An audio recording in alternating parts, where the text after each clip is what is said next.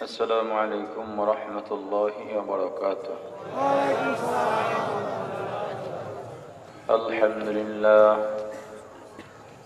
الحمد لله وكفى وسلام على عباده الذين اصطفى. أما بعد فأعوذ بالله من الشيطان الرجيم. بسم الله الرحمن الرحيم. كنتم خير أمة أخرجت للناس تأمرون بالمعروف وتنهون عن المنكر وتؤمنون بالله. صدق الله العظيم. لا إله إلا الله لا إله إلا الله لا إله إلا الله.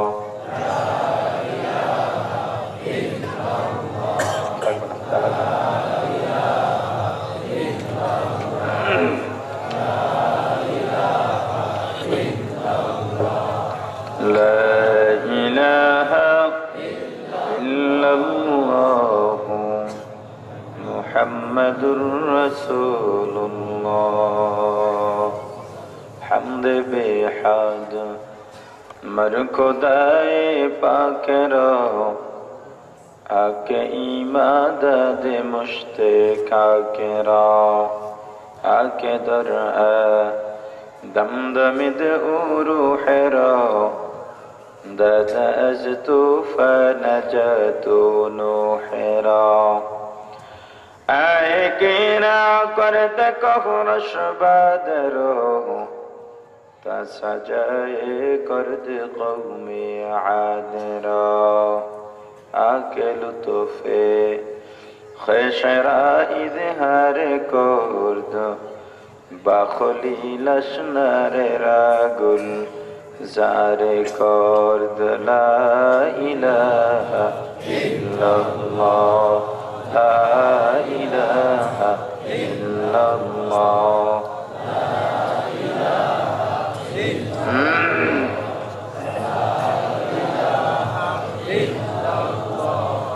لا الہ الا اللہ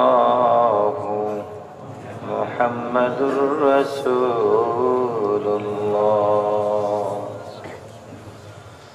আলহামদুলিল্লাহ। নারায়ণগঞ্জের অন্তর্গত উত্তর ইজদাইর মুজাহিদ কমিটি ও এলাকাবাসীর যৌথ উদ্যোগে অত্র অঞ্চলের মৃত ব্যক্তিদের রুহের মাগফিরাত কামনায় ষষ্ঠ বার্ষিক ওয়াজ মাহফিল ও হালকায় জিকিরের সমাপনী অধিবেশনের মহতারাম সভাপতি মুআজ্জাজ মুকাররম হযরত উলামায়ে কেরাম, দূর দূরান্ত থেকে আগত ইসলাম প্রিয় দিন প্রিয় মর্দে মুজাহিদ আল্লাহ রাব্বুল আলামিনের আশিকিন জাকিরিন মুসলমান ভাইরা, কলিজার টুকরা সমবয়সী যুবক ও ছাত্র বন্ধুগণ, পর্দানিশী মা ও বোনেরা, আল্লাহ তাআলা দরবারে লক্ষ কোটি শুকর ও সুজুদ যেই মহান রব্বুল আলামিন আমাদেরকে হায়াত তৈয়বা দান করে দুনিয়ার জান্নাতের বাগান কোরআন ও হাদিসের আলোচনার এই মোবারক মজলিসে আশা ও বসার মতো তৌফিক দান করেছেন, আলোচনা শোনার মতো সুযোগ করে দিয়েছেন। এজন্য সকলের শুকরিয়া আদায় করি, আলহামদুলিল্লাহ। আল্লাহ রাব্বুল আলামিন মানুষকে শ্রেষ্ঠত্ব দান করেছেন, অন্য কোন জাতিকে শ্রেষ্ঠত্ব দান করেননি। কাদেরকে করেছেন? তবে মানুষ মায়ের পেটের থেকে ভূমিষ্ঠ হলেই শ্রেষ্ঠত্বের সিঁড়িতে দাঁড়াতে পারবে না, তার কিছু কাজ আছে। কি আছে? শিক্ষক ক্লাসরুমে ছাত্রদের লক্ষ্য করে একটা ঘোষণা দিলেন যে পরীক্ষার্থীদের জন্য পুরস্কারের ব্যবস্থা করা হয়েছে, যারা যারা পরীক্ষা দিবা পুরস্কার পাইবা।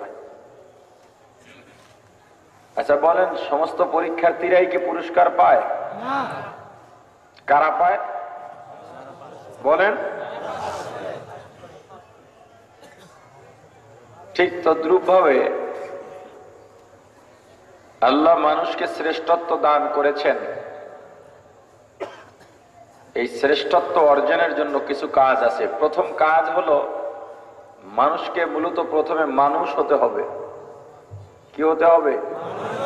প্রশ্ন করতে পারেন, তাহলে আমরা যারা আছি আমরা কি অমানুষ? আপনার প্রশ্নের জবাবে আল্লাহ কি বলেন দেখেন। وَلَقَدْ ذَرَأْنَا لِجَهَنَّمَ كَثِيرًا مِنَ الْجِنِّ وَالْإِنسِ لَهُمْ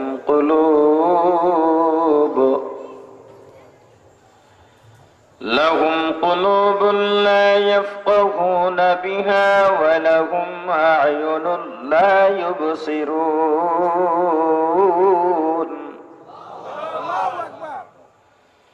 وَلَهُمْ أَعْيُنٌ لَا يُبْصِرُونَ بِهَا وَلَهُمْ آذَانٌ لَا يَسْمَعُونَ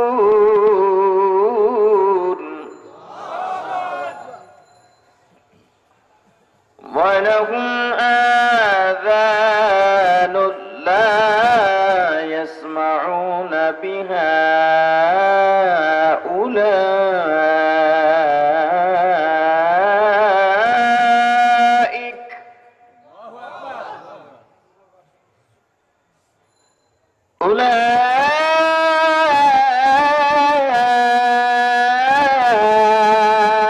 أولئك كالأنعام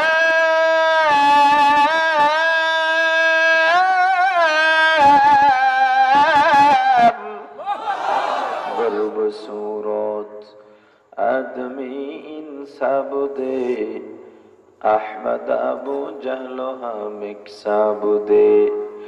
ও মুসলমান, মানুষের মতো দেখলেই মানুষকে মানুষ বলা যায় না, মানুষের মতো হাত পা থাকলেই মানুষকে মানুষ বলা যায় না, মানুষের মতো কথা বলতে পারলেই মানুষকে মানুষ বলা যায় না।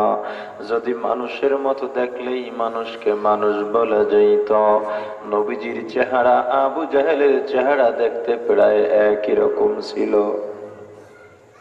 নবীজি যেই বংশের থেকে দুনিয়াতে আসছেন, আবু জাহেল সেই বংশের থেকে দুনিয়াতে আসছে। নবীজি শরীরের মধ্যে যেই বংশের রক্ত, আবু জাহেলের শরীরের মধ্যেও একই বংশের রক্ত। নবীজি আর আবু জাহেলের সম্পর্ক ছিল চাচা ভাতিজা। প্রায় সবকিছু এক হওয়ার পরেও নবীজি হলেন রহমাতুল লিল আলামিন, সাইয়্যিদুল মুরসালিন, ইমামুল মুরসালিন, খাতামুন নবিয়্যিন, শাফিউল মুজনিবিন। পক্ষান্তরে আবু জাহেল হলো চিরস্থায়ী জাহান্নামী। মুসলমান ইমানদার, তাহলে আমরা যারা আছি আমরা কারা? আমরা কি মানুষ নই? আল্লাহ পরিচয় দিয়া দেন।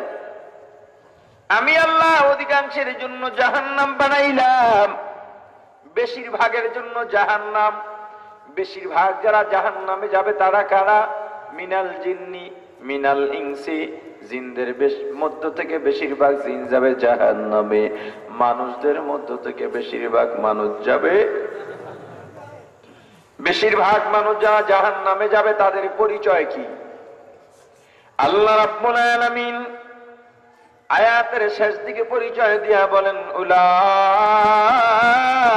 কাল আনআম, ঘোড়ার চতুষ্পদ জানোয়ারের মতো।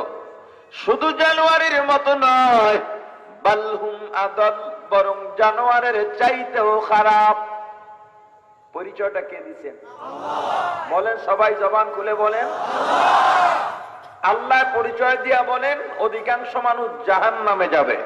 তাহলে দুনিয়ার যত জনসংখ্যা বেশিরভাগ জাহান্নামী না জান্নাতি? সবাই বলেন। এদের পরিচয় আল্লাহ দিয়ে বলেছেন এরা শুধু জানোয়ার নয়, পশু নয়, এদের চাইতেও খারাপ। পরিচয়টা কে দিয়েছেন? ওয়াতে বোঝা গেল রাস্তার মধ্যে যত মানুষ দেখা যায় সব মানুষ না। মসজিদে জায়গা হয় না, জুমার দিনে বারান্দা ভরে যায়, বাহিরে চাটাই বিছাতে হয়, সব মানুষ নয়। কিছু আছে মুসল্লিরূপী জানোয়ার। বয়ানের ময়দানে মানুষের অভাব হয় না, সব মুমিন নয়, সব জান্নাতে যাবে না। কিছু শ্রোতার ছদ্মবেশে মানুষের সুরতে জানোয়ার ঘুরে বেড়ায়, এদের কিছু খাসলত আছে, ঠিক কিনা বলে? সেই খাসলত সম্পর্কে আলোচনা করব না, কারণ আমি এ বিষয়ে আলোচনা নেইনি। শুধুমাত্র আমি বলেছি মানুষকে আগে মানুষ হতে হবে। তাহলে এর প্রেক্ষিতে একটা প্রশ্ন আসতে পারে, আমরা যারা তারা কি মানুষ নই? শুধুমাত্র সে জবাবটা দিলাম। ভাইয়েরা আমার, দেখেন আপনার এলাকায় দেখতে পাবেন আপনার সন্তানকে আপনি লেখাপড়া করাচ্ছেন, টাকা পয়সা দিয়ে ঢাকা ভার্সিটিতে ভর্তি করানোর জন্য পরীক্ষায় অংশগ্রহণ করালেন। এখন বহু টাকা খরচ হচ্ছে। আপনার ছেলে যদি আপনার সাথে এসে কোন ধরনের কি আজিবে এগুলো কেন বন্ধ করেন, কি এগুলো কেন, মানুষ আঘাতে পারলে আমি বলবো, এত পরিবেশ নষ্ট হবে। কোনো দিকে কোনো ইশারা, কোনো কথা, কোনো আওয়াজ চলবে না। স্বেচ্ছাসেবক যারা কাজ করতেছেন ইশারায় কাজ করবেন, কোনো কথা হবে না। পিছনে যারা লোক পিছনে ভরুক, যদি ভরে যায় তখন আমি সামনে আগাতে বলবো, পেরেশানির কিচ্ছু নেই।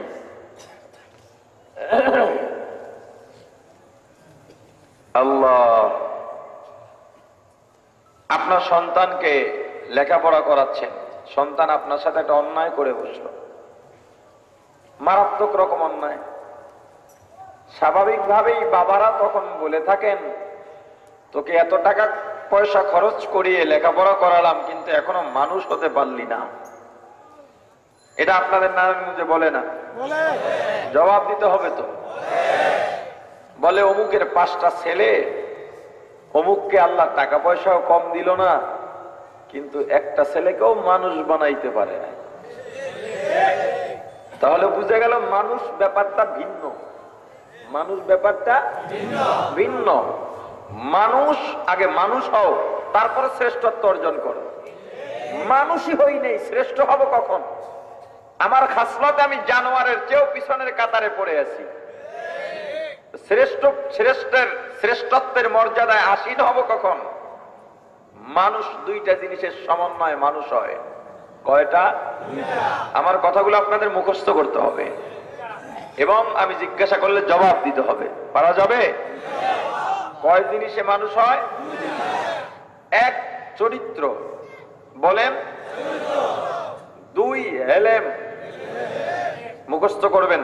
1 2 1 2।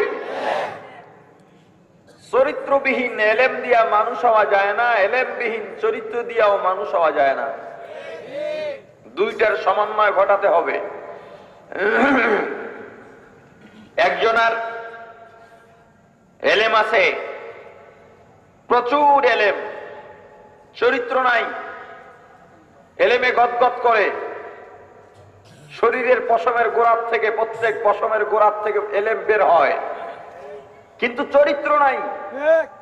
টকশোতে গিয়া পেট পিট বের করা মহিলাদের সাথে আলোচনায় বসে। এলেম আছে, কি আছে? কি নাই? জোরে বলেন। এলেম অর্জন করেছে, বড় হাজি সাহেব, বড় মুসল্লি সাহেব, তসবির দানা একটা বড় বড়, সুবহানাল্লাহ বইলা সারে আর একটার উপরে পরে টাস করে শব্দ হয়। আশপাশের লোকজন টাস টাস শব্দ শুনতে পায়, কি ব্যাপার? শব্দ পাই কি বৃষ্টি হয় না ঠাডা পড়ে, ব্যাপারটা কি? কয় না আজি সাহেব জিকির করতেছে, তসবিহ গুনতেছে, কিন্তু সুদ খায়, হারাম খায়। এলেম আছে কি নাই? জোরে বলেন। ও মানুষ না, চরিত্র আছে, এলেম নাই। এলেম কতটুকু থাকা লাগবে সেটা আমি পরে বলছি। চরিত্র আছে, এলেম নাই, খুব ভালো ব্যবহার, হারাম খায় না, চরিত্র ভালো, কিন্তু এলেম নাই। এ মানুষটা মানুষ হতে পারবে না। কেন? সে যখন হালাল হারামের সামনে দাঁড়াবে, কোনটা হালাল কোনটা হারাম এটা পার্থক্য করতে পারবে না। কেন? কি নাই? বলেন। জায়েজ না জায়েজ যখন সামনে দাঁড়াবে তখন সে পার্থক্য করতে পারবে না। চরিত্র আছে কিন্তু এটা পার্থক্য করতে পারবে না। কেন পারবে না? বলেন। এজন্য মানুষ হতে পারবে না। মানুষ কয় জিনিসের সমন্বয় হতে হবে? সবাই বলেন। এক, দুই, এক, দুই। মুখস্থ থাকবে। মুখস্থ করে এই মুখস্থের আলেম হয়ে যাবেন, আমলের দরকার নাই। ঠিক আছে? আসো কত একজনে। এখন এলেম আপনি কতটুকু শিখবেন, কতটুকু এলেমের কথা বলা হয়েছে। قال النبي صلى الله عليه وسلم طلب العلم فريضة على كل مسلم أو كما قال النبي عليه الصلاة والسلام। পয়গম্বর বলেন প্রত্যেক মুসলমান, যারা মুসলমান দাবি করলা, কালেমা পড়লা, প্রত্যেকের জন্য, মানুষ হওয়ার জন্য, নিজের আমল জান্নাতের জন্য ইলমে দ্বীন শিক্ষা করা ফরজ। ইলমে দ্বীন শিক্ষা করা ফরজ। সবাই বলেন। নামাজ পড়া, রোজা রাখা, টাকা থাকলে হজ করা। মাসালা তো ভালোই জানেন। পর্দা করা, হারাম ত্যাগ করা, হারাম ত্যাগ করা ফরজ। এগুলো তো ভালোই বুঝেন। এলেম শিখা যে ফরজ। সবাই তো দাওয়াত দেন নামাজে আসো, সবাই দাওয়াত দেন রোজা রাখ, টাকা হলে হজও করেন, কিন্তু আপনার মধ্যে ইলমের ফরজ নাই। আপনার সন্তানকে আপনি বলেন না যে ইলম শেখা লাগবে, কারণ ফরজ। আপনার ভাতিজা, আপনার এলাকার ভাই, আপনার প্রতিবেশীকে তো কখনো বলেননি ইলম শেখ। নামাজ পড়লে তাকে কোনোদিন জঙ্গি বলছে কেউ? রোজা রাখলে জঙ্গি বলছে? তাহলে নামাজও ফরজ, রোজাও ফরজ, ইলম শিক্ষা করাও ফরজ। তাহলে মাদ্রাসায় এই ফরজ আদায়ের জন্য নামাজ, রোজার যত ফরজ, সব ফরজ নির্ভর করে ইলমের ফরজের উপরে। ইলমের ফরজ আদায় না হলে কোনো ইবাদতই হবে না শুদ্ধভাবে। কারণ আমার মাসালা জানতে হলে ইলমের ফরজিয়ত আদায় করতে হবে। তাহলে মাদ্রাসায় যারা পড়ে এদেরকে কেন জঙ্গি বলো? ব্যাপারটা কি বুঝা গেল? নামাজের বিরোধিতা করা লাগে না, রোজার বিরোধিতা লাগে না, পর্দার বিরোধিতা লাগে না। ইলমের বিরোধিতা হলে নামাজ রোজা এমনিই বন্ধ হয়ে যাবে। বড় আফসোস। এজন্য আমি প্রায় বলে থাকি, আমাদের সমাজে মুসলমান নামধারী বহু মুসলমান রয়েছে যারা মাদ্রাসা উলামায়ে কেরামদেরকে বাঁকা নজরে দেখে।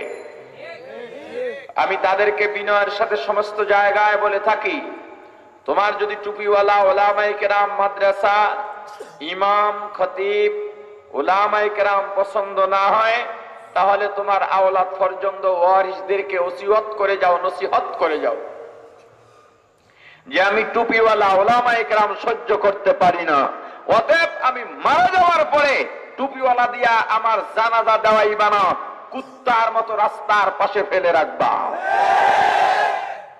আর যদি মনে করো না জানাজার জন্য উলামায়ে কেরাম লাগবে, টুপিওয়ালা লাগবে, তাহলে ইলমের ফরজিয়তের বিরোধিতার চিন্তাও করো না, বরং ইলমের ফরজিয়তের সহযোগিতা করো। এটা বরং মারাত্মক বিষয়। ইলমের ফরজিয়তের মধ্যে অনেক ফজিলত আছে যেগুলো নামাজে নাই, যেগুলো রোজায় নাই। তার মানে কি নামাজ রোজা ছেড়ে দিবেন? প্রত্যেকটাই লাগবে, প্রত্যেকটাই। অমুক অফিসে চাকরি করেন, সুবিধা একটু কম, বেতন ঠিকই পাচ্ছেন। অমুক অফিসে চাকরি করেন, বেতন একটু বেশি, বোনাস সুবিধা একটু বেশি, কিন্তু দায়িত্ব এক। দুইটা ফ্যাক্টরি, একই ফ্যাক্টরি। যেভাবেই আপনি করেন দুই জায়গায় যেতে হবে। আপনার সন্তান দুইটা সন্তানকেই আপনার ভালোবাসতে হবে। দুজনের উপরেই আপনার দায়িত্ব আছে। এর মধ্যে কিছু হেরফের হয়, কথা বলেন না কেন? ইবাদতের মধ্যেও দায়িত্ববোধ থাকতে হবে। কিছু ইবাদতের মধ্যে আল্লাহ ফজিলত বেশি দিয়ে দিয়েছেন, কিছু ইবাদতের মধ্যে ওটার তুলনায় ফজিলত কম। একটা ইবাদত, বিশেষ করে সুন্নতে মুআক্কাদা পর্যন্ত একটা আমল ত্যাগ করা যাবে না। তাহলে কতটুকু ইলম শিখবো? যতটুকু ইলম শিক্ষা করা ফরজ, যতটুকু ইলম। এখন কতটুকু ইলম শিক্ষা করা ফরজ আমি এক কথা বলে দেই, যাতে আপনারা খুব সহজে স্মরণ রাখতে পারেন। আল্লাহ, হালাল হারাম আমার সাথে বলেন। পাক না পাক, জায়েজ না জায়েজ, বৈধ অবৈধ। কয়টা বললাম? কয়টা বললাম? হালাল, পাক, জায়েজ, বৈধ। বলেন এক, বলেন দুই, তিন, চার। নাম্বার পাইলে গেলে অসুবিধা নাই, বাকি চারটা বিষয় আপনাকে জানতে হবে। এতটুকু ইলম আপনাকে জানতেই হবে, কোনটা পাক কোনটা না পাক এটা আপনাকে জানতে হবে। কোনটা হালাল কোনটা হারাম এটা আপনাকে জানতে হবে। কোনটা জায়েজ কোনগুলো জায়েজ নয় এটা জানতে হবে। দেশীয় আইনে শরীয়তের সাথে সাংঘর্ষিক নয়, শরীয়তের সাথে সাংঘর্ষিক নয়, দেশীয় আইন শরীয়তের সাথে সাংঘর্ষিক নয়, এমন বৈধ অবৈধ এগুলো জানতে হবে। কথা বুঝাতে পেরেছি? রাস্তায় গাড়ি চলে, গাড়িওয়ালার কাগজ নাই, বৈধ? বৈধ হলো? এখন ধরবে কে? সার্জেন্ট। সার্জেন্ট ধরলো, তার কাজ কি? জরিমানা করা, মামলা দেওয়া, ঠিক না? এক অবৈধ রাস্তায় চলতেছে, যিনি সাজা দিবেন তিনিও 200 টাকা পকেটে ঢুকাইয়া ছেড়ে দিল। তাহলে অবৈধ আর কখনো বৈধ হবে? এটা জানতে হবে তোমাকে, কোনটা বৈধ কোনটা অবৈধ। রাস্তার পাশে পার্কিং নাই, নির্ধারিত পার্কিং নয়, একটা পান খাওয়ার জন্য নেমেছেন, ভিন্ন কথা। আপনি পার্কিং নয় এমন জায়গা রাস্তা বন্ধ করে গাড়িটা রেখে চলে গেলেন। মানুষজন বিপদে আছে, হাঁটতে পারে না, চলতে পারে না, আপনি বসে আছেন, বৈধ হলো? মানুষ হাঁটার রাস্তা, আপনি দোকান দিয়ে শান শৌকত নিয়ে বসে আছেন, বৈধ হলো? বলেন না কেন? আপনি বাদাম বাজারে নিয়ে আসছে, গরিবরাই বাদাম বিক্রি করে, এটা স্বাভাবিক বিষয়? কথা কয় না। নারায়ণগঞ্জে মনে হয় ধনীরা বাদাম বিক্রি করে। কারা করে? বাদাম বিক্রি করতেছে গলায় ঝুলিয়ে বাচ্চা ছেলে বা গরিব মানুষ। আপনি নেতা মানুষ, পেট এত দূর ডাবল হয়ে গেছে, ওভার সাইজ, খাইতে খাইতে। আল্লাহ, গিয়া বাদাম একটা ধরলেন, ছিললেন, খাইতেছেন, মজা মারতেছেন, আর জিজ্ঞাসা করতেছেন শখ কত? ও ছেলে তো আপনার প্রতিবাদ করতে পারে না। আপনি যে একটা বাদাম খেলেন, হালাল না হারাম হলো? বলেন। আপনি শেষে বললেন যে ভাই না, এত টাকা 100 নেওয়া যাবে, ঠিক আছে যাও গা। এই যে একটা দুইটা খাইয়া গেলেন, আল্লাহ মাফ করবেন না। আপনি খাইলেন, প্রথমে জিজ্ঞাসা করেন ভাই আমি একটা খাবো, আর না হয় দাম ঠিক করেন। ঠিক করার পরে আপনি বলেন 100 গ্রাম মাপো, এরপর আপনি দুইটা খান, খাওয়ার পরে বলেন 100 গ্রাম থেকে আমাকে দুইটা কমায়া দিবা। আপনি একটা খাইলেন আর জিগাইলেন এর দাম কত? চাউলের দোকানে গেলেন, ভাই এই চাউলের কেজি কত? দুইটা মুখে দিয়ে দিলেন। এটা হারাম, এটা হালাল নয়। আপনার বৈধ অবৈধ, জায়েজ নাজায়েজ, পাক না পাক, হালাল হারাম, এতটুকু এলেম আপনাকে জানতেই হবে। যদি না জানেন তাহলে আপনি নিঃসন্দেহে জাহান্নামী। কারণ এতটুকু না জানলে আপনি ইবাদত করবেন কিভাবে? মানুষ কয় জিনিসের সমন্বয় মানুষ হয়? সবাই বলেন। বিরক্ত হয়ে উঠছেন নাকি? যদি কেউ চিন্তা করেন লাইলি মজনু ইউসুফ জুলাইখার কেসা টেসার আশায় আসছেন, আমি ওগুলো খুব কম জানি। ঘটনা জানি তাও দুই একটা ছোট, আর ঘটনা বললো ঘটনার মধ্যেও আমার মলম আছে, আমি শুধুমাত্র ঘটনা বলে যাই না। অতএব ওই চিন্তা চেতনায় থাকলে আপনার চিন্তাটা পাল্টাতে হবে। আশা করি কথা বুঝাতেও পেরেছি। আর এই কথাগুলো বলার কারণ হলো ওয়াজ মাহফিল এখন রসুমে পরিণত হয়ে গেছে। ওলামায়ে কেরাম আসছেন, বয়ান হচ্ছে, আয়োজন চলছে, খাওয়া দাওয়া ধুমছে, মাঠ ভর্তি মানুষ, পকেট ভর্তি টাকা চলতেছে, বাস শেষ দিন ফলাফল ফজরের সময় মুসল্লি ছিল 2 জন, আজকে 1 জন, পরের দিন ইমাম আর মুয়াজ্জিন, পরের দিন মুয়াজ্জিন উঠতে ভুলে গেছি গা। এটাই তো সমাজের হাল। বয়ান থেকে তওবা করতে হবে, নতুন আমল নিতে হবে, নিয়ত করতে হবে, না হয় ওয়াজ মাহফিল দিয়া ফায়দা নাই। বাংলাদেশে এত মাহফিল হয়, বিশ্বের কোথাও হয় না। আরে বিশ্বের কোথাও হয় না তো হয় নাই, বাংলাদেশের 1000 ভাগের, লাখ ভাগের 1 ভাগও হয় না। যেই দেশে এত মাহফিল হয় সেই দেশে কেন এত অনিয়ম? সেই দেশে কেন এত মুসলমান নামের মুসলমানেরা ইসলাম বিরোধী, ইসলামের আমল করবে না, দ্বীনি আমল করবে না, ইসলামের মধ্যে থাকবে না, ওলামায়ে কেরামের সাথে থাকবে না? কারণটা কোথায়? কারণ একটাই, মসজিদে জুমায় খতিব সাহেব বয়ান করেন দায়বদ্ধতা, নাইলে বেতন দিবে না, বয়ানটা না হলে মানুষ সমালোচনা করবে, নিয়ত এটা। আর শ্রোতারাও বসে থাকে, হুজুরে তো বলবে শুনি, সুর ভালো হলে তো কথাই নাই, ওই সুরের জন্যই যায় সবাই। আপনারাও যে আসছেন ওয়াজ শুনতে, সবাই আসেন নাই, সুরের জন্য অনেক এসেছেন।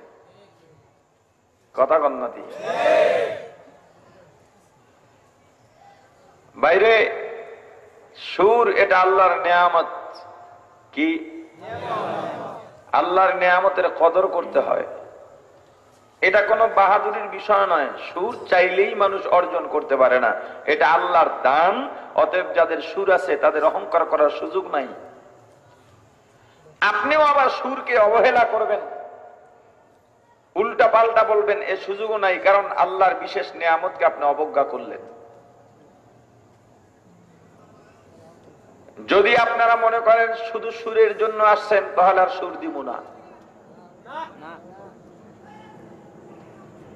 অ্যাকশন শুরু হয়ে গেছে। আপনারা কি ওয়াজ শুনতে আসছেন না আওয়াজ? সবাই বলেন। সুর না হলে অসুবিধা আছে? জোরে বলেন। কেউ কেউ চিন্তা করতেছে আসলে কি তাহলে কথা বলে সুর টুর দিত না? সুর আল্লাহর রহমত, নেয়ামত। আল্লাহর রহমত যদি হয় সুর হবে, আর যদি আল্লাহ সুর ছাড়াই রহমত মনে করেন তাহলে সুর হবে না। কথা ঠিক আছে? ইনশাআল্লাহ। আল্লাহ কয় জিনিসের সমন্বয় মানুষ হয়? 1 2। এই 2টা জিনিসের সমন্বয় আমরা কেবল কোথায় দাঁড়ালাম? মনুষ্যত্বের সিঁড়িতে উঠলাম। এবার শ্রেষ্ঠত্বের সর্বোচ্চ শিখরে উঠতে হবে। শ্রেষ্ঠত্বের পরে আরো কাজ আছে। শ্রেষ্ঠত্বে যাওয়ার পরে কবুলিয়াতের সর্বশেখরে যেতে হবে। আমি মানুষ হলাম কেবল, এখন শ্রেষ্ঠত্ব অর্জন করতে হবে। কোন এক আল্লাহর ওলি বলেছিলেন এক বয়ানে, কথাটা খুবই গুরুত্বপূর্ণ, মারাত্মক বিষয়। সবার বুঝে আসবে না, তবুও বুঝানোর চেষ্টা করছি। যদি দুই একজনও বুঝে আসে আলহামদুলিল্লাহ। মানুষ ভালো না জানোয়ার ভালো? জোরে বলেন। কিন্তু আল্লাহ মানুষকে জানোয়ারের চেয়েও খারাপ বলেছেন। এখানের বিভিন্ন ব্যাখ্যা আছে। ফরজ নামাজ পড়া এটা আল্লাহর হুকুম। কি বলেন? একটা কুকুর মালিকের পায়ে চুমু খায়, লেঞ্জা নাড়ায়, সারা রাত নির্ঘুম বাড়ি পাহারা দেয়। আপনি যেটা খান তার উচ্ছিষ্ট কুকুরকে দেয়া হয়। মানে আপনি যেটা খান না, আপনার গায়ে আপনার নিজের থেকে কোনো খরচ কুকুরকে দিতে হচ্ছে না। আপনি যেটা ফেলে দেন সেটা কুকুর খায়। ওটা এমনিও ফেলে দিতেন, এই ফেলে দেওয়া জিনিস কুকুর খেয়ে আপনার বাড়ি পাহারা দিয়ে দায়িত্ব পালন করে, কৃতজ্ঞতা প্রকাশ করে। একটা কুকুর যখন এই দায়িত্ব পালন করে, আর আপনি যখন নামাজ পড়েন, আমি যখন নামাজ পড়ি, তখন আমি আর কুকুর লেভেল হই। কুকুরের চেয়ে ভালো হতে হলে আমার হুকুম ছাড়া আল্লাহ যেগুলো করলে সওয়াব, না করলে গুনাহ নাই, এই তাকওয়ার উচ্চ শিখরে পৌঁছলেই আপনি আমি জানোয়ারের চেয়ে ভালো হতে পারি। এটা হলো তাকওয়ার কথা, মাসালার কথা নয়। মাসআলা দিতে গেলে মানুষ জানোয়ারের চেয়ে ভালো, এতে কোনো সন্দেহ নাই। কিন্তু এখন যেটা বললাম এটা তাকওয়ার কথা, মাসআলার কথা নয়। আবার আর এক হুজুরের কাছে গিয়া কথা বিকৃত করে বলেন না যে মেজবা সাহেব বলে গেছেন এইটা, হুজুর আপনি কোন তো কোরআন হাদিসে কি কয়, তখনই পেশ লাগবে। এজন্য আপনারা শুনবেন, ফতুয়া দিব উলামায়ে কেরাম, আপনাদের ফতুয়া দেওয়ার সুযোগ নাই। কথা বুঝাতে পেরেছি? মানুষ কয় জিনিসে মানুষ হয়? এক, দুই। এই দুইটা জিনিস আল্লাহ মানুষকে গ্রহণ করার মতো শক্তি দিয়েই তৈরি করেছেন। অন্য কোন জাতি, অন্য কোন মাখলুক এটা অর্জন করতে পারে না। এজন্য মানুষ যখন এলেম অর্জন না করে তখন মানুষকে মূর্খ বলা হয়। কুকুরকে কেউ মূর্খ বলেছে কোনদিন? গরুকে কেউ মূর্খ বলেছে? জাহেল বলেছে? কেন বলে নাই? ওর মধ্যে এলেম চরিত্র গ্রহণ করার মতো শক্তি নেই। মানুষের মধ্যে শক্তি থাকার পরেও যেহেতু তুমি গ্রহণ করো নাই, এই জন্য তোমাকে বলা হয় মূর্খ, জাহেল। কেউ কোনোদিন মহিষকে চরিত্রহীন বলেছে? ভেড়াকে চরিত্রহীন বলেছে? বকরিকে চরিত্রহীন বলেছে? কেন বলে নাই? ওর মধ্যে চরিত্র ধারণ করার ক্ষমতাই নাই। মানুষ যখন চরিত্রহীন হয় তখন বলে চরিত্রহীন। কেন? তোমার মধ্যে চরিত্র গঠন করার শক্তি আল্লাহ দিয়েছেন, তবু তুমি করো নাই, এজন্য তুমি চরিত্রহীন। তোমার মধ্যে এলেম অর্জনের মতো আল্লাহ শক্তি দিয়েছেন, তুমি করো নাই, এজন্য তুমি জাহেল। এই দুইটা জিনিস আল্লাহ মানুষকে দিয়েছেন, চরিত্র আর। এবার আসেন, আমরা কেবল মানুষের কাতারে উঠলাম। শ্রেষ্ঠত্বের জন্য আল্লাহ যে শর্ত দিয়েছেন, কুনতুম খায়রা উম্মাতিন উখরিজাত লিন-নাস তা'মুরুনা বিল মা'রুফি ওয়া তানহাউনা 'আনিল মুনকার ওয়া তু'মিনুনা বিল্লাহ।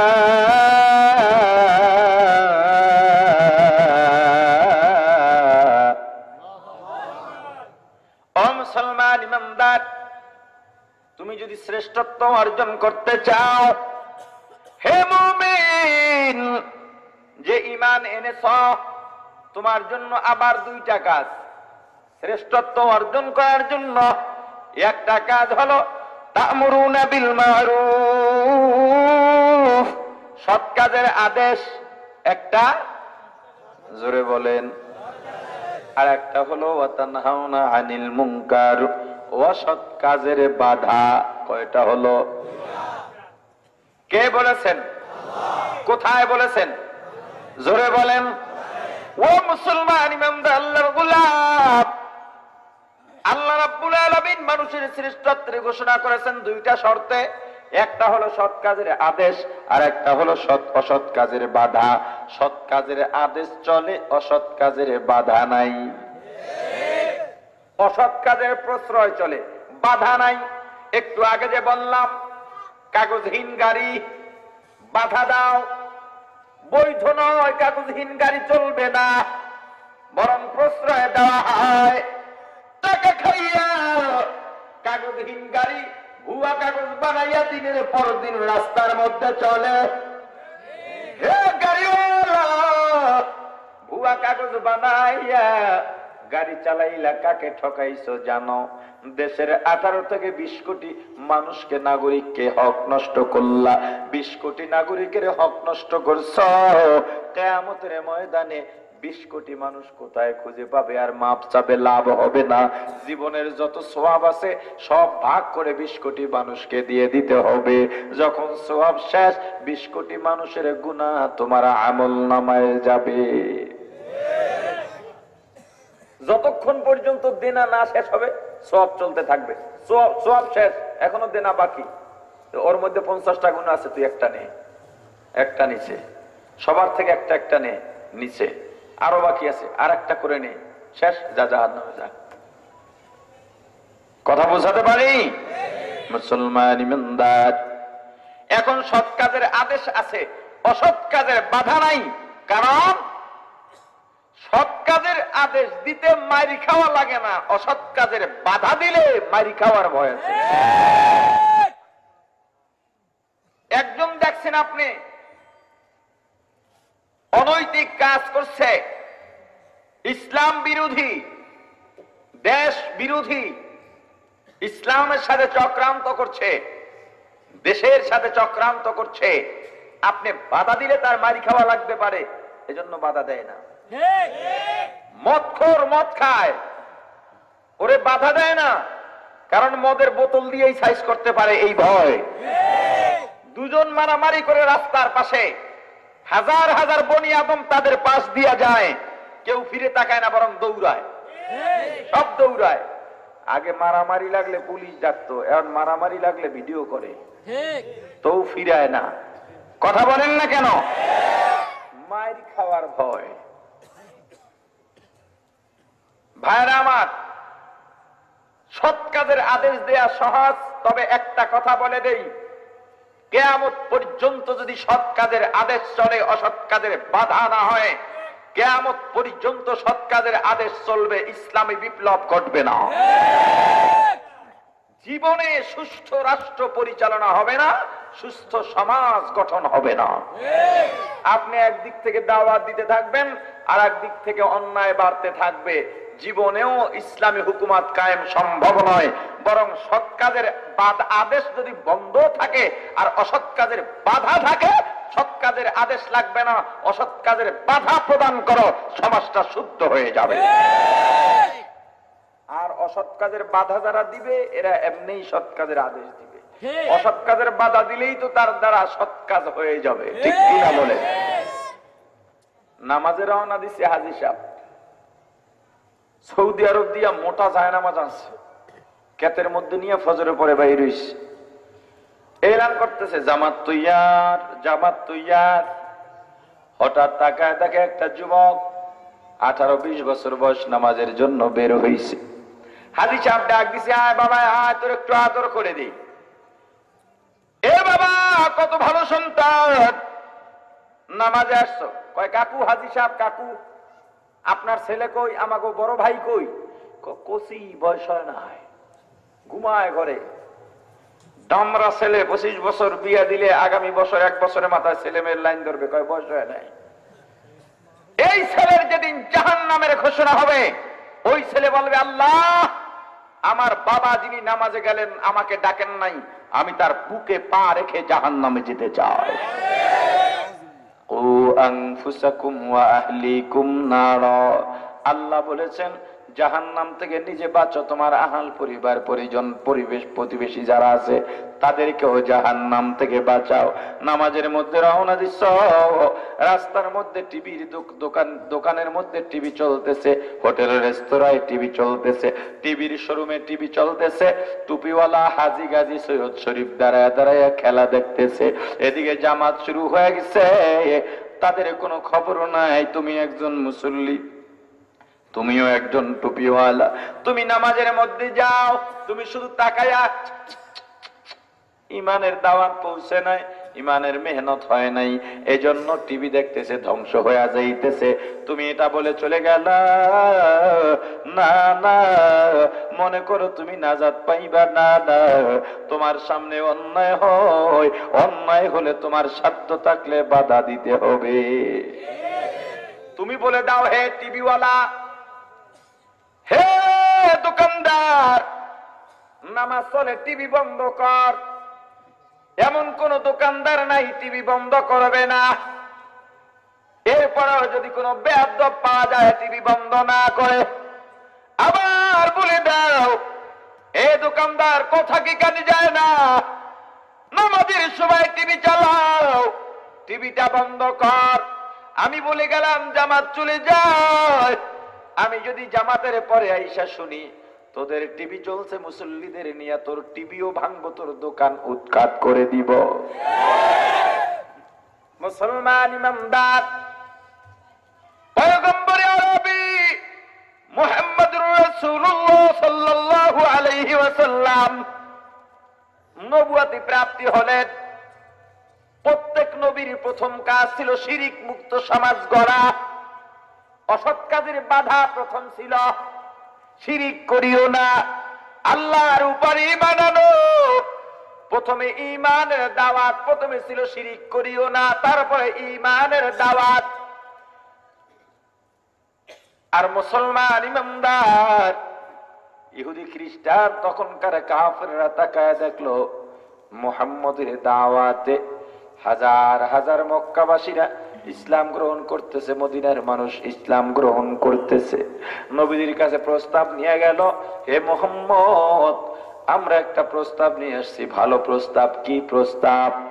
বলে, তুমি সব করো, সব তোমার, আমাদের কোনো বাধা নাই, ক্ষমতা তোমার হাতে দিয়া দিব। তুমি নারী চাও, বাড়ি চাও, গাড়ি চাও, ক্ষমতা চাও, সব দিব। নারী, গাড়ি, বাড়ি, ক্ষমতা। নারী, বাড়ি, ক্ষমতা। কি? একটু সামনে আগান, আওয়াজ নাই, কোনো আওয়াজ হবে না, সামনে আগান। বসে বসে দাঁড়াবেন না, দ্রুত করেন, যে আগাবেন সে সওয়াব পাবেন, যে আগাবেন সে সওয়াব পাবেন। পিছনের ভাইদেরকে বসতে দেন, পিছনের ভাইদেরকে বসতে দেন, দ্রুত করেন, যে আগাবেন সওয়াব পাবেন। দেখি কার সওয়াবের তাগাদা আছে, কার সওয়াবের তাগাদা আছে। আল্লাহ তাকায় রয়েছেন, কার সওয়াব দরকার দেখা যাক, সওয়াবের প্রতিযোগিতা হোক।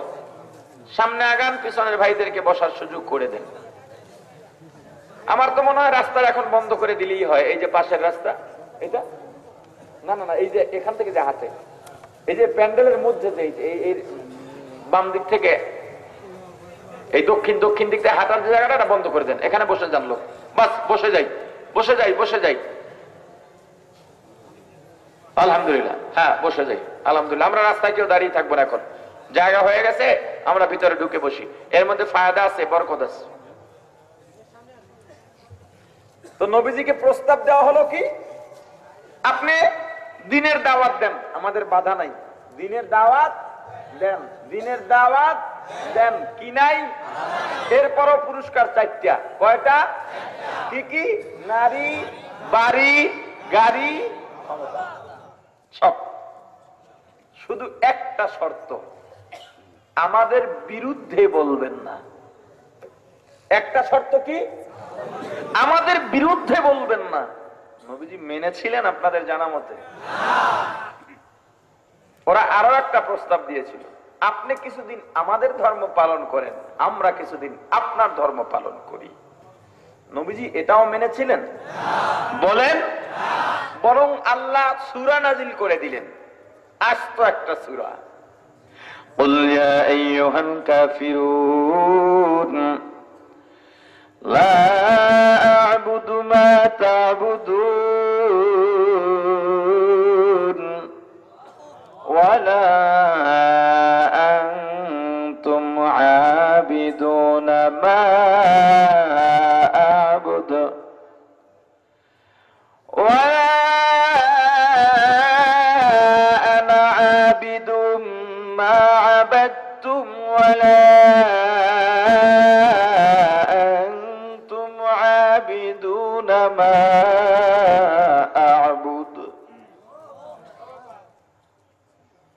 ওয়ালা আনা আবিদুম মা আবাদতুম লাকুম দীনুকুম ওয়ালিয়া দীন।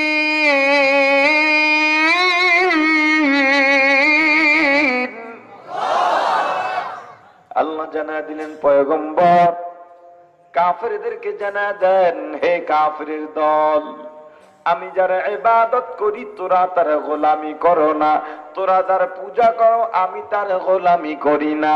আল্লাহ কয়েকবার একই কথা কয়েকবার বলার পরে বলেন লাকুম দীনুকুম ওয়ালিয়া দীন, তোদের কর্মফল তোরা ভোগ করবি, আমাদের কর্মফল আমরা ভোগ করব।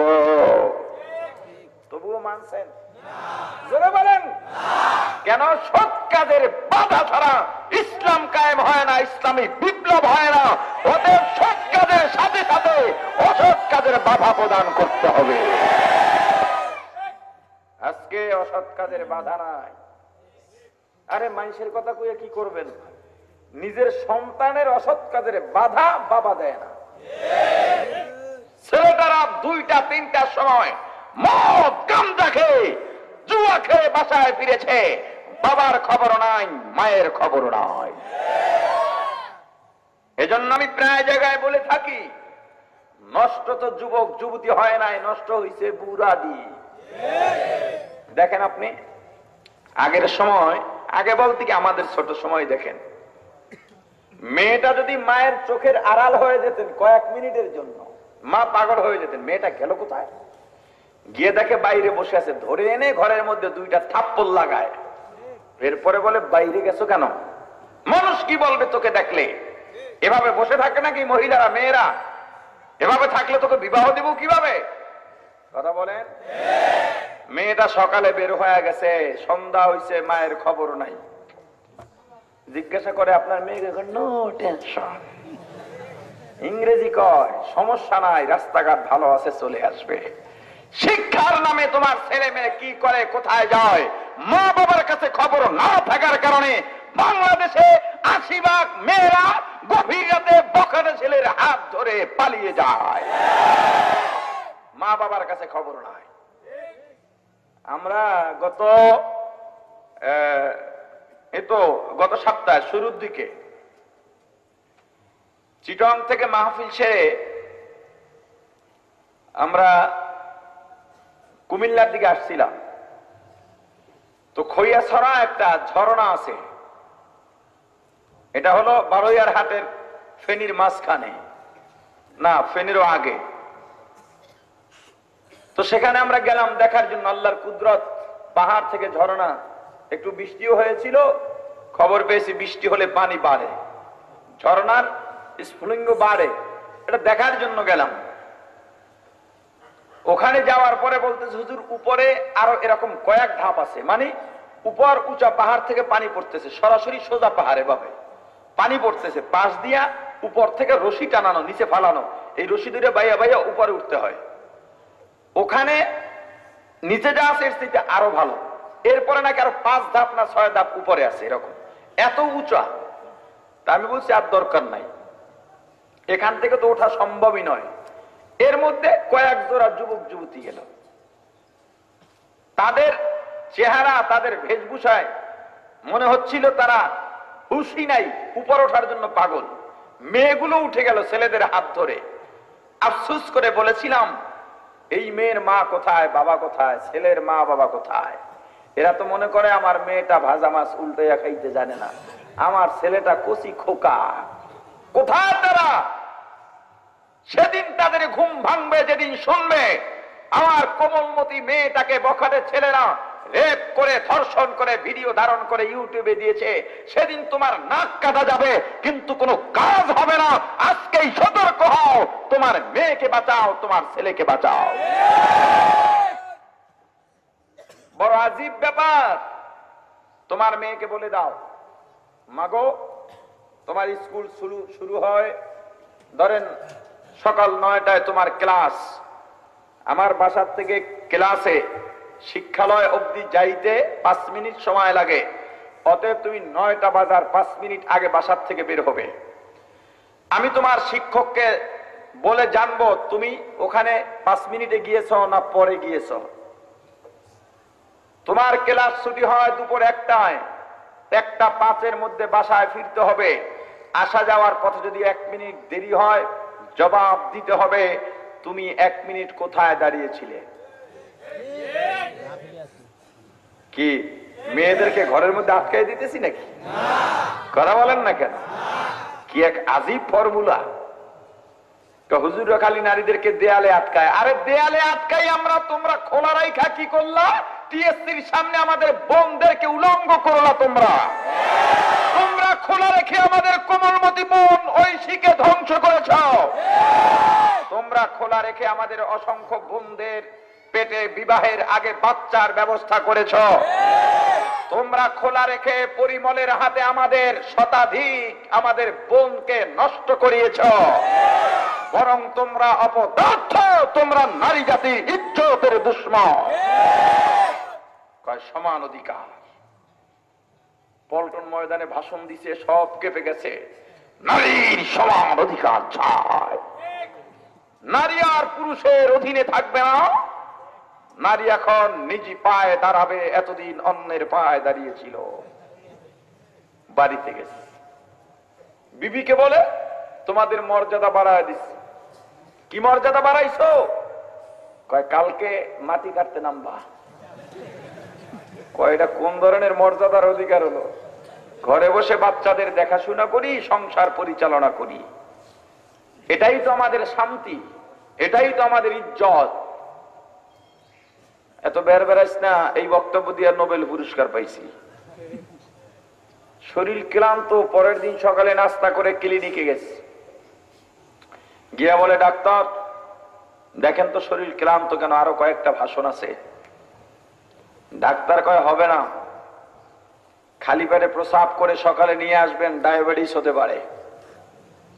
তো নেতায় ঘুমায় রয়েছে, সকালে উঠে প্রস্রাব করে চিন্তা করলো ক্লিনিক এখনো খুলবে না, 9টা-10টায় খুলবে। প্রস্রাবের বোতলটা খুঁটির গোড়ায় রেখে ঘুমিয়ে গেছে। আবার অনেক মহিলারা সকালে ঘর ঝাড়ু দেয়। ঘর ঝাড়ু দিতে গিয়ে ঝাড়ুর মাথায় লেগে বোতল কাইত হইয়া প্রস্রাব সব শেষ। বউ কয় সর্বনাশ। যদিও বাইরে নারীর অধিকার মর্যাদার স্লোগান দেয়, ঘরে তো বউ ফিডায়। এত আর ওই স্লোগানে যারা থাকে সামনে ছোট তারা জানে না। এখন যদি বলি প্রস্রাব পড়ে গেছে তো কিল একটাও বাইরে পড়বে না। যাক, কিল টিল খাইয়া বললাম, তাও বা পাবো কোথায়? গোডাউন তো খালি। প্রস্রাবেরই তো দরকার, ব্যবস্থা করে রেখে দিস। নেতায় প্রস্রাবের বোতল নিয়ে 10টার সময় পেট ঢুলাইতে গেছে ডাক্তারের কাছে। ডাক্তার পরীক্ষা করে রিপোর্ট হাতে নিয়ে চোখ কপালে। একবার রিপোর্টের দিকে তাকায়, আর একবার নেতার দিকে তাকায়। নেতা কয় ডাক্তার সমস্যা কি বড়? টেনশন করিও না, টাকার আমার অভাব নাই। কয় টাকা দিয়া নেতা সব হয় না, নড়াচড়া কইরেন না, সোফায় বসেন, ফ্যানটা ছাইড়া দেন। কয় কি ব্যাপারটা কি? কয় নেতা 9 মাস। নেতার তো খবর হয়ে গেছে, নেতা দিছে বাড়ি দৌড়। বিবিরি গিয়া কয় বিবি জীবনভর শুনলাম মহিলারা বাচ্চা পেটে গর্ভে ধারণ করে, আজকে আমার পেটে বাচ্চা, কেমনে কি করতে হয় কয় কে কি হইছে? কয় ডাক্তার কইছে 9 মাস। কয় 9 মাসই শেষ? কয় মানে কি? কয় আমি 3টা 9 মাস পার করছি, তোমার কেবল একটা, আরো 2টা বাকি আছে। কয় বিবি লজ্জা দিস না। কয় তোমার পেটে ব্যথা করে? কয় না। কয় আমার একটা 9 মাস কেমন গেছে জানো? এক এক দিন মনে হয়েছে এক 9 মাস। তোমার পেটে কিছুই নাই, একটু ভুল বুঝাবুঝি হয়েছে। তাহলে এবার বলো কষ্টের 9 মাস আমাদেরকে দিয়া সুখের 12 মাস তোমরা নিয়ে যদি বলো নারী পুরুষের সমান অধিকার, এই ক্ষেত্রে নারী পুরুষের সমান অধিকার নয়, নারীর যত মর্যাদা আছে সারা পুরুষ জাতি মিলেও নারীর গর্ভকালীন মর্যাদার সমান হবে না। তাহলে তোমরা আমাদের মর্যাদার কথা বলছো না, মর্যাদার নামে রাস্তায় নামিয়ে তোমরা আমাদেরকে পণ্য হিসাবে সাব্যস্ত করতে চাও। নারী জাতি বুঝবো না, বড় আফসোস। একটা চকলেটের অ্যাডভার্টাইজ, সেখানেও পণ্য নারী। একটা ব্লেডের অ্যাডভার্টাইজ, সেখানেও পণ্য নারী। নারীদেরকে যত্রতত্র ব্যবহার করা হচ্ছে, অথচ নারী হলো নবীদের মা, ওলিদের মা, আলেমের মা, হাফেজের মা। এই নারীদেরকে যত্রতত্র ব্যবহার করে। স্বর্ণ মূল্যবান জিনিস কেউ যত্রতত্র ফেলে রাখে না, ব্যবহার করে না। মহিলারাও স্বর্ণের অলংকার পরে হাড়ি পাতিল ধৌত করে না, চূড়ায় রান্না করে না। যখন বিশেষ কোথাও যায় তখনই স্বর্ণ অলংকার পরিধান করে। দামি জিনিসকে কেউ যত্রতত্র ব্যবহার করে না।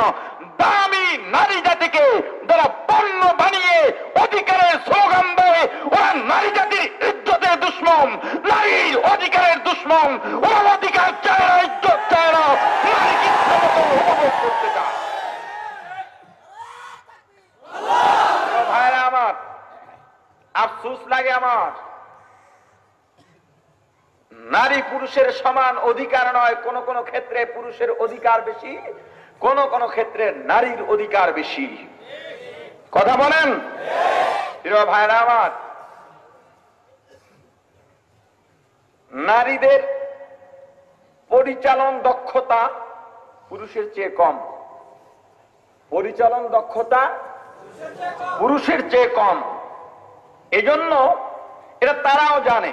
বিধায় বাসের মধ্যে মহিলারা উঠলে, সিট নাই, মহিলা উঠলে কোন একজন পুরুষ সিট ছেড়ে মহিলাকে বসতে দেয় কিনা? সুপারভাইজার, হেল্পার, ড্রাইভার সবাই বলে একটা সিট একটু খালি করে দেন। কেন? ওরা জানে একজন মহিলার এতটুকু শক্তি নাই যে বাসের মধ্যে দাঁড়িয়ে জার্নি করবে। কথা বলেন। আমি গত পরশুদিন বাদ মাগরিব আমার মাহফিল ছিল চট্টগ্রামে। বিকালের 4টার ফ্লাইটে চট্টগ্রাম গেছি শুক্রবারে। আবার ওখান থেকে শেষ করে রাত 9টার ফ্লাইটে আবার ঢাকা আসছে উত্তরা মাহফিল। তো বেশ খুব শক্তি দেখিয়ে একটা মেয়ে হাঁটা চলা করছিল, যাত্রী, জিন্সের প্যান্ট পরা, ফতুয়া গায়ে দেওয়া, খুব মানে সমস্ত পুরুষদের তাক লাগিয়ে ফেলেছে। কোরবানির গরুও ফেল। কিন্তু বিমান থেকে নামার পরে বৃষ্টি হয়েছিল প্রচুর শুক্রবারে। বিমান ল্যান্ড করেছিল একটু দূরে। দূরে ল্যান্ড করলে গাড়িতে নেওয়া হয়। বাস এসেছে, আমরা প্রথম দিকেই ছিলাম বিদে আগে উঠেছি। মেয়েটা আসতে দেরি করেছে, সিট নেই। অনেকগুলো লোক দাঁড়িয়ে আছে, উনিও দাঁড়িয়ে এখন এদিকে তাকায় ওদিকে তাকায়।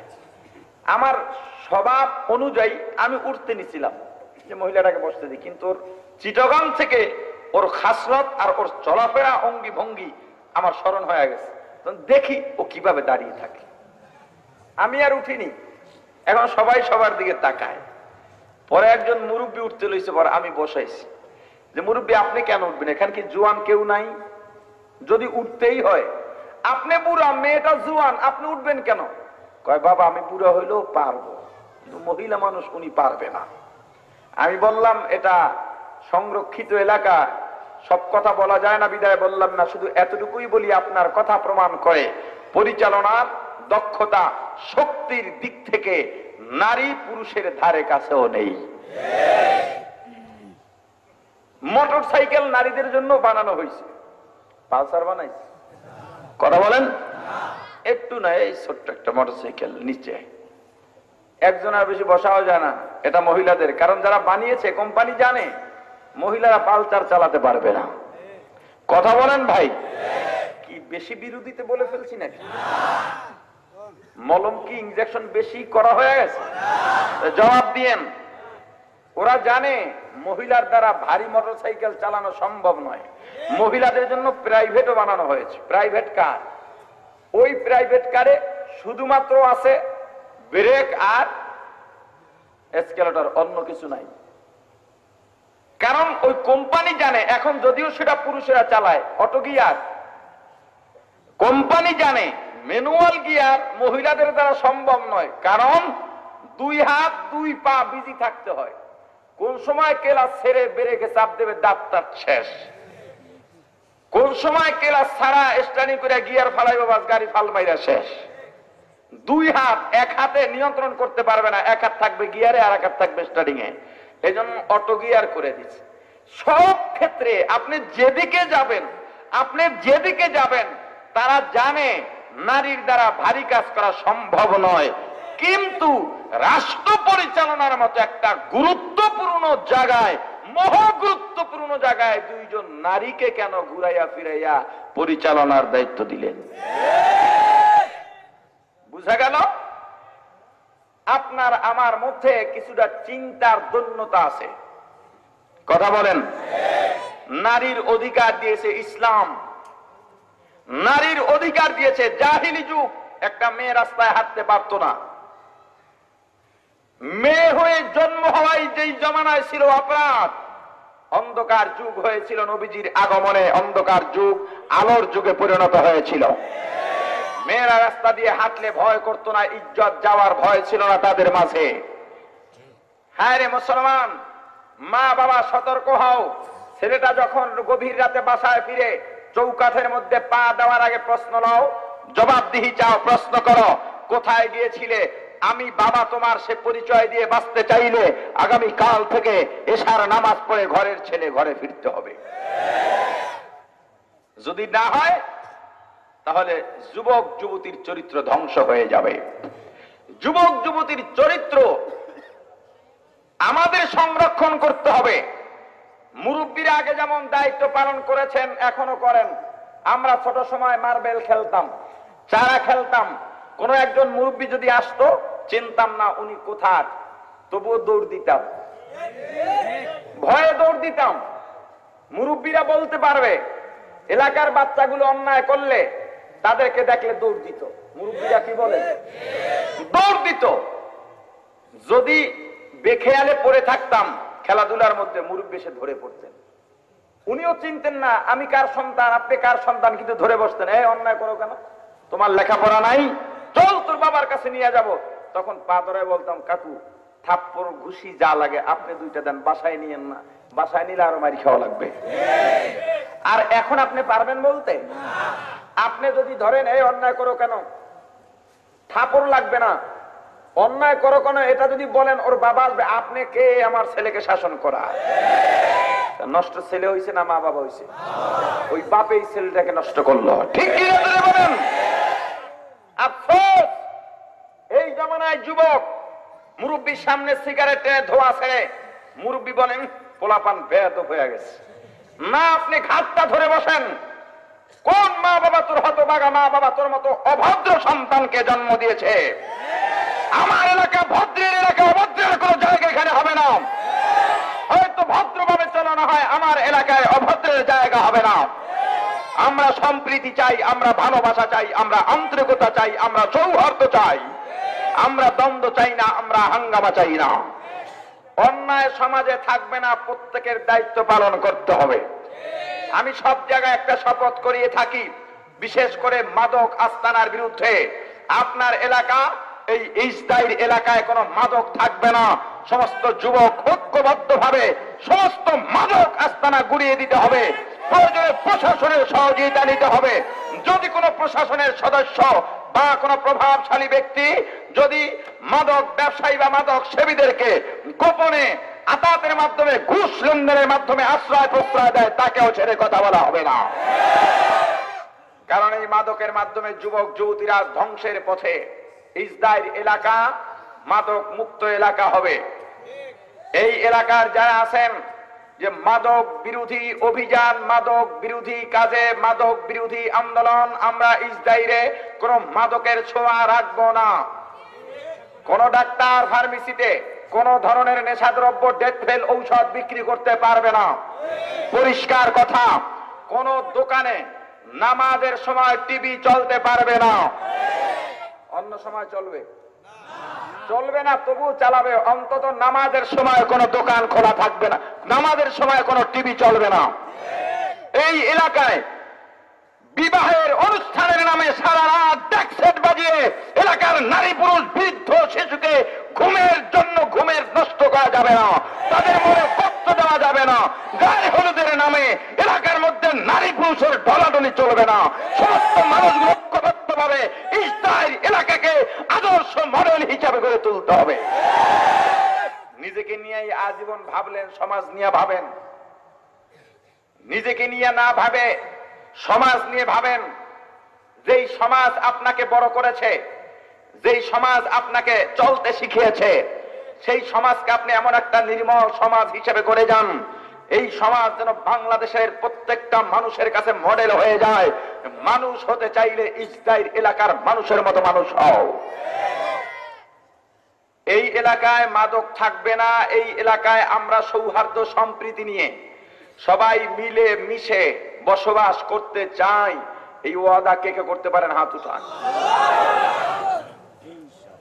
মন থেকে হাত উঠাইছেন না আমারে দেখানোর জন্য? মন থেকে যারা উঠাইছেন হাতে নাড়া দেন। আলহামদুলিল্লাহ, আলহামদুলিল্লাহ। সবাই কি আমার ওয়াজে খুশি হবে মনে হয়? যাকে বিরুদ্ধে এতক্ষণ বললাম এরা তো এখন ফুইলে আর 3 জন হয়ে রয়েছে, পারলে কাঁচা খাইয়া লাইব। সৎ কাজের আদেশ, অসৎ কাজের বাধা। নবীজি যেটা মানেন নাই, আপনি আমি যদি এখন অসৎ কাজের বাধা না দিয়ে শুধুমাত্র সৎ কাজের আদেশ দেই, তাহলে কাফেরদের সেই প্রস্তাব আপনার আমার মাধ্যমে বাস্তবায়ন হবে। শুধুমাত্র সৎ কাজের আদেশ দিলে ইসলামী হুকুমত কেন কায়েম হবে না আমি বলে দিচ্ছি। আমি অসৎ কাজের বাধা না দিলে যারা অসৎ কাজ করে আমাকে দেখলে ভয় পাবে? আমি তাদের কাজের বাধা হব? তারা আমাকে বাধা মনে করবে? কিন্তু একটা লোক যদি সৎ কাজের আদেশের সাথে অসৎ কাজের বাধাও দেয়, অন্যায়কারীরা অন্যায় করে দূর থেকে যদি দেখে অমুক আসতেছে, অমুক আসতেছে, তাড়াতাড়ি বন্ধ কর। কথা বলেন না কেন? আর যেই লোকটা কিছুই বলে না, একজন কয়ে অমুক আইতেছে, অসুবিধা নাই, অসুবিধা নাই। কথা বলেন না কেন? অতএব মুসলমানদের কাছে তুমি হও একজন নমনীয় মমতার প্রতীক, আর কাফেরদের কাছে তুমি হও একজন বাতিল, একজন আতঙ্ক, মুক্তমান আতঙ্ক। বাতিল তোমাকে দেখলে যেন থর থর করে কাঁপে। মাজলুম তোমাকে দেখলে, দুর্বল অসহায় তোমাকে দেখলে যেন আশ্রয়স্থল মনে করে। বাতিল দেখলে যেন তোমাকে থর থর করে কাঁপে। সৎ কাজের আদেশ, অসৎ কাজের বাধা। মুসলমান ইমানদার, ও আনফুসাকুম ওয়া আহলিকুম নারা, ও মুসলমান নিজে জাহান্নাম থেকে বাঁচো, অন্যকেও জাহান্নাম থেকে বাঁচাও। আজীবন নিজে আমল করলা, অন্যকে আমলের দাওয়াত দিলা, অসৎ কাজে বাধা দাও নাই রে মুসলমান। সব এক হও, এক হও। মুসলমান ঐক্যবদ্ধ ভাবে ইসলামকে কায়েম করো। শান্তি ইসলামের মধ্যে, অন্য কোথাও শান্তি নাই। মুসলমান ইমানদার, শতবাদ আসবে, শতবাদ আসবে, কিন্তু আমরা মুসলমান যদি এক হয়ে যাইতাম না, এক হয়ে যাইতাম, বিশ্বের ইসলাম বিদ্বেষীরা বাংলাদেশের মুসলমানদের রক্ত দিয়া গোসল করার অপেক্ষায় আছে। কারণ বাংলাদেশের মতো সৌহার্দ্যপূর্ণ দেশ আর নাই, বাংলাদেশের মতো সম্প্রীতির দেশ আর নাই। ও মুসলমান ইমানদার, আল্লাহর গোলাম, বাংলাদেশের মানুষের মধ্যে আন্তরিকতা, এমন আন্তরিকতা আর কোন দেশের মানুষের মধ্যে নেই। এই আন্তরিকতা নষ্ট করার জন্য গুটি কয়েক নাস্তিক মুসলমানদের মধ্যে উস্কানিমূলক বক্তব্য দিয়া দ্বন্দ্ব লাগানোর চেষ্টা আছে। ওদেরকে সেই সুযোগ দেওয়া যাবে না। আমাদের এক হয়ে যেতে হবে, আমাদের ন্যাক হয়ে যেতে হবে। ও মুসলমান ইমানদার, আল্লাহর গোলাম, নাস্তিকরা বক্তব্য দিবে, আমাদের মাঝে কোনো ফাটল হবে না, নাস্তিক ভাগতে বাধ্য হবে। ঠিক কিনা ধরে বলেন? এই দেশের যত অন্য ধর্মাবলম্বী আছে, হিন্দু, বৌদ্ধ, খ্রিস্টান, তারা আমাদের ভাই, আমরা তাদেরকেই নিয়ে চলবো। ইসলাম বলে হিন্দুরা যদি মন্দিরে পূজা করে ইসলাম নিরাপত্তা দান করবে, খ্রিস্টানরা তাদের আর্চনা করবে, তাদের কি করে ডাকে গির্জার মধ্যে, মুসলমান ইসলাম সেটার নিরাপত্তা দান করবে। কিন্তু মুসলমান যদি মুসলমানের সর্বোচ্চ আদালতের সামনে মূর্তি স্তম্ভ স্থাপন করা হয়, 92% মুসলমানকে অপমান করা হয়, ইসলামকে বৃদ্ধাঙ্গুলি দেখানো হয়, ও মুসলমান ইমানদার, আল্লাহর গোলাম, যারা মূর্তি স্থাপন করে সেখানে মুসলমানদের মধ্যে উত্তেজনা তৈরি করতে চায়, আমরা বিনয়ের সাথে সরকারকে বলবো আপনি তাদেরকে চিহ্নিত করে মূর্তি অপসারণ করেন, মূর্তিকে সরায় দেন। আমার বহু আওয়ামী লীগের বন্ধু আছে, সব রাজনৈতিক বন্ধু আমার আছে, এটা স্বাভাবিক বিষয়। আমরা যারা বয়ান করি আমাদের সব দলের বক্তবৃন্দ থাকে, ঠিক কিনা? এক ভাইকে জিজ্ঞাসা করলাম, ভাই আপনি মরণ পর্যন্ত যত যা বলেন কি করবেন, কোন দলে ভোট দিবেন? কয় আজীবন নৌকায় ভোট দেবো, কিচ্ছু করার নাই। আমি বললাম ভালো কথা, তবে বলেন মূর্তির ব্যাপারে আপনার কি করার? কয় হুজুর একটা কথা বলছেন, যদি সুযোগ পাইতাম আমি নিজেই মূর্তিটা ভেঙে দিতাম। বাংলাদেশের কোন মুসলমান মূর্তির পক্ষে নয়, তবে হিন্দুদের পূজার বিরুদ্ধে নয়। তারা পূজা করবে তাদের জায়গায় আমরা নিরাপত্তা দিব, নিরাপত্তা দিব, নিরাপত্তা দিব। হিন্দুদের পূজা স্থানে যারা হামলা করবে ইসলাম তাদেরকে সমর্থন করে না, আমরাও করি না। কিন্তু সর্বোচ্চ আদালতের সামনে মূর্তি ঝুলিয়ে কোরআনকে, দেশের মুসলমানকে অপমান করা হয়েছে। সময় থাকতে মূর্তি সরাতে হবে। বাংলাদেশের আদালতের সামনে মূর্তি থাকতে পারবে না। প্রিয় ভাইরা আমার, গত কয়েকদিন আগে একজন বক্তব্য দিয়েছেন, মূর্তির বিরুদ্ধে যারা কথা বলে তারা মুক্তিযুদ্ধের চেতনা বিরোধী। আমি প্রতিবাদ করে বলতে চাই, উনি ইতিহাস বিকৃত করেছেন।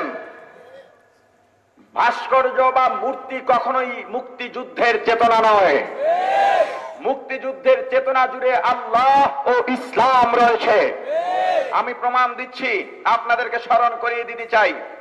এটা কি মাস? জোরে বলেন। স্বাধীনতা যুদ্ধের ঘোষণা হয়েছিল কোন মাসে? জোরে বলেন। 7ই মার্চ ঐতিহাসিক রেসকোর্স ময়দানে, এখন যেটা সোহরাওয়ার্দী উদ্যান, বঙ্গবন্ধু শেখ মুজিবুর রহমান যেই ভাষণের মাধ্যমে স্বাধীনতা যুদ্ধের ঘোষণা দিয়েছিলেন, সেই যুদ্ধের ঘোষণার রেকর্ড আপনারা বিভিন্ন বিজয় দিবস, স্বাধীনতা দিবসে, ভাষা দিবসে শুনে থাকেন।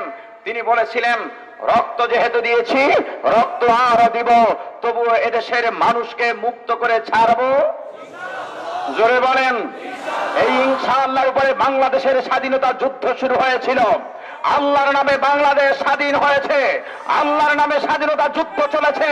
যিনি বলেছেন মূর্তি মুক্তিযুদ্ধের চেতনা, তিনি মুক্তিযুদ্ধের ইতিহাসকে বিকৃত করেছেন। অতএব তাকে প্রকাশ্যে ক্ষমা চাইতে হবে। বাংলাদেশের মুসলমানের মধ্যে আপনারা উস্কানিমূলক বক্তব্য দিয়ে বিশৃঙ্খলা সৃষ্টি করবেন না। প্রধানমন্ত্রীকে বিনয়ের সাথে আহ্বান করব, শাহরিয়ার কবির, মুনতাসির মামুন, জাফর ইকবাল, এদেরকে থামান।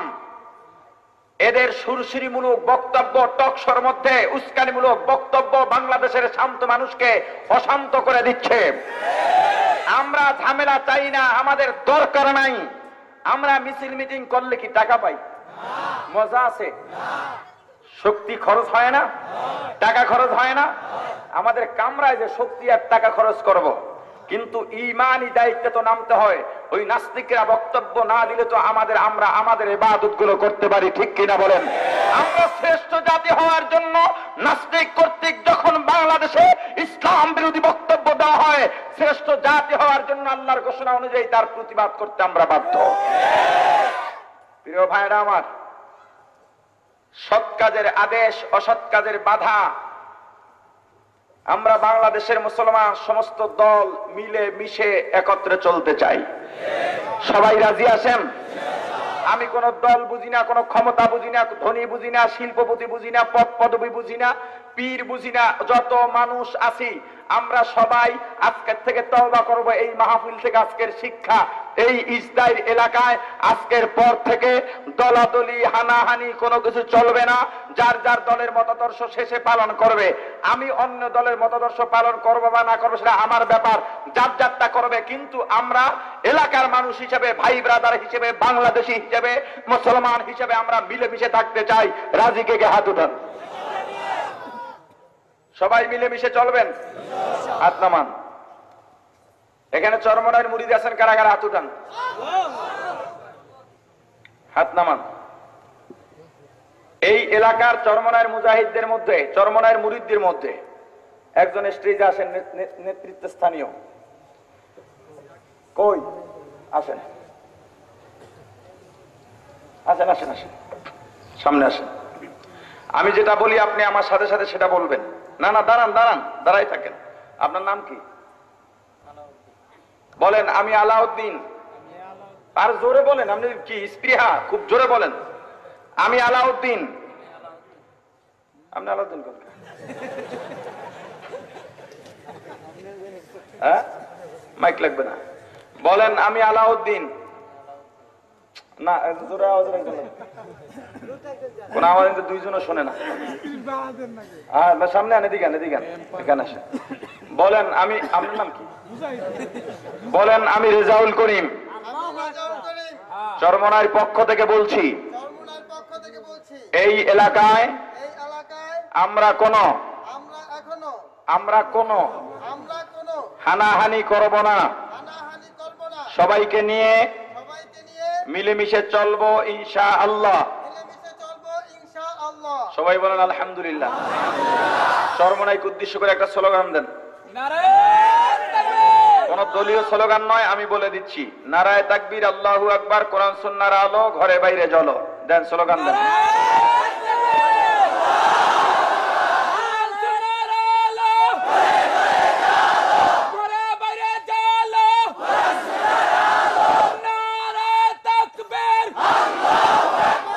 আলহামদুলিল্লাহ।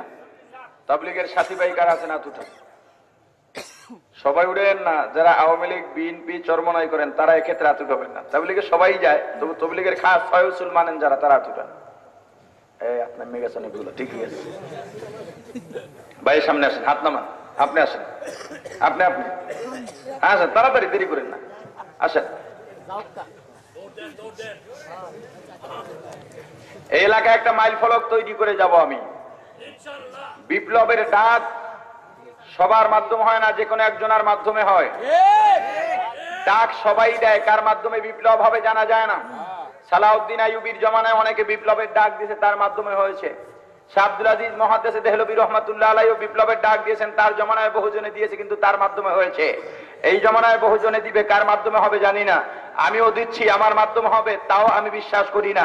হতেও পারে, নাও হতে পারে, তবে চেষ্টা করতে তার অসুবিধা নাই।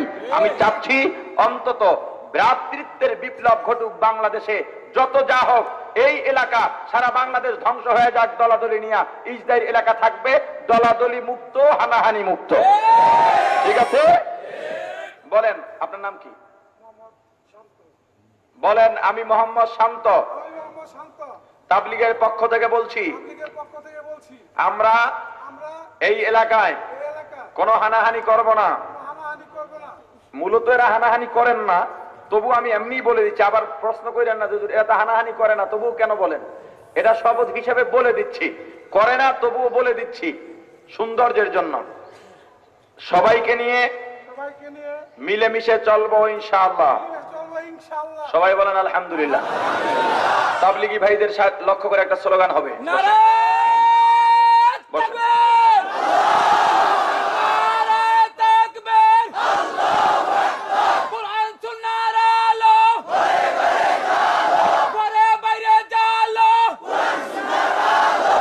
আলহামদুলিল্লাহ।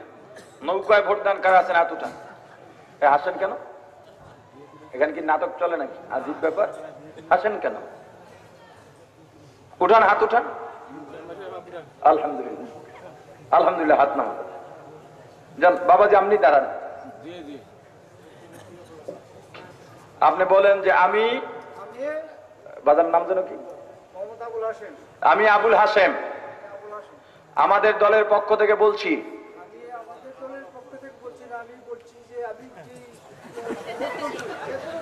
হ্যাঁ, পক্ষ থেকে বলছি। আমরা এলাকার সবাইকে নিয়ে মিলেমিশে চলবো ইনশাআল্লাহ। আলহামদুলিল্লাহ বলেন, একটা স্লোগান হবে। বসেন।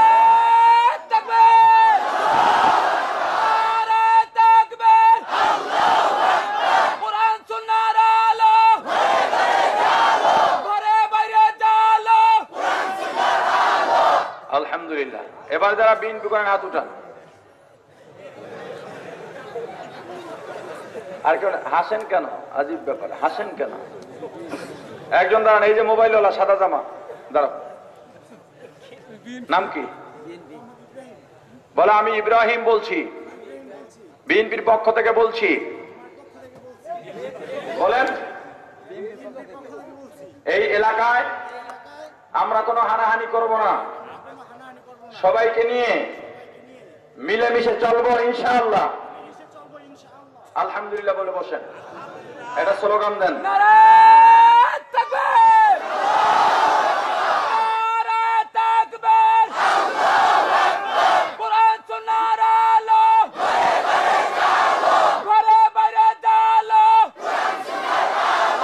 আলহামদুলিল্লাহ। গাউসিয়া কমিটির কারা আছেন? আছেন কেউ? যারা হাত উঠাইলেন, যারা এখানে বললেন কোন একজন ব্যক্তি যে না আমরা এই কথার সাথে এক না, আমরা মারামারি করবই, এমন আছেন কেউ? এবার দল ছাড়া আমি নিজের থেকে এই এলাকায় আমরা হানাহানি করব না, আমি করব না, আমি সবাইকে নিয়ে চলবো, আমরা সবাই একসাথে চলবো, আমরা সবাই মিলেমিশে চলবো, আমাদের মধ্যে কোনো অহংকার থাকবে না, হিংসা থাকবে না।